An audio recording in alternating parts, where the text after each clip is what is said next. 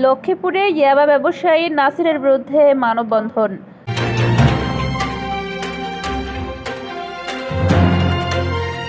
আসসালামু আলাইকুম দর্শক, সকলকে আমন্ত্রণ জানাচ্ছি বিবিআর নিউজ সংবাদে। লক্ষ্মীপুর থেকে সহকর্মী সোহেল হোসেনের পাঠানো তথ্যচিত্রে দেখুন বিস্তারিত।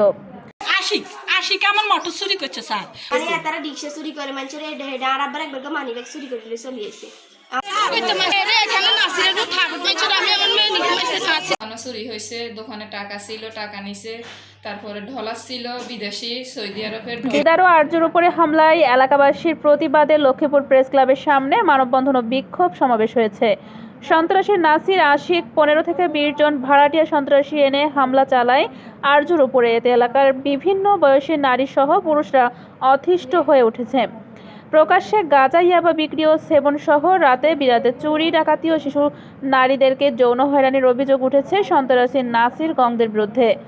আহতরা হলেন দিদার, ফাহিম, আরজু, বিউটি, রত্না, সবুরা, সালেহা, সুফিয়া, রওশন। মাদক মামলা, চুরি মামলা করে কয়েকবার কারাভোগ করার পরেও থামেনি বখাটে ওই যুবক।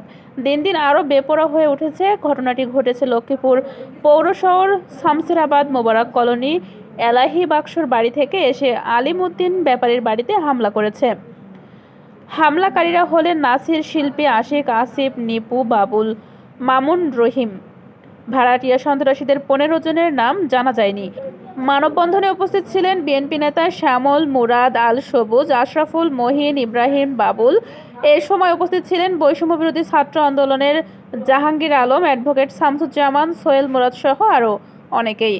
তারা অবিলম্বে দিদার ও আরজুর উপর হামলার ঘটনায় জড়িত ব্যক্তিদের গ্রেপ্তার ও বিচারের দাবি করেন। লক্ষ্মীপুর সদর মডেল থানার ভারপ্রাপ্ত কর্মকর্তা ওসি আব্দুল মুনাফ জানান, নাসির, আসিফ, শিল্পী, আশিক তারা দীর্ঘদিন যাবৎ এলাকাতে মাদক বিক্রি, মোটর চুরি, ডাকাতি করত। 2 জনকে গ্রেপ্তার করে আদালতে প্রেরণ করা হয়েছে। বাকি আসামিদেরকে গ্রেপ্তারের অভিযান চলছে।